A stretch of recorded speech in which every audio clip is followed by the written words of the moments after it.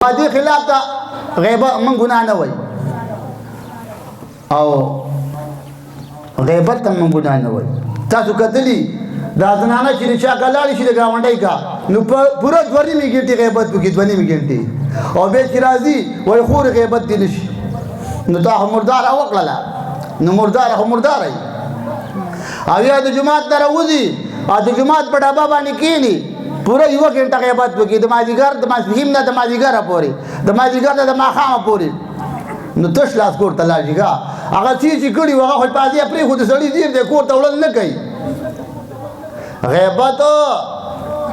او زنا دروغ او قتل وعده ماتول ان الله کان مسئولا الله به دغه پوره د قیامت د وعده تپوس کو. اسماعیل علیہ السلام د یو سړي سره وعده کړی و یول سورې ته په غزه باندې ولاړو یول سورې زما امام الانبیاء د یو سړي سره وعده کړی و 3 ورځې ته په غزه باندې ولاړو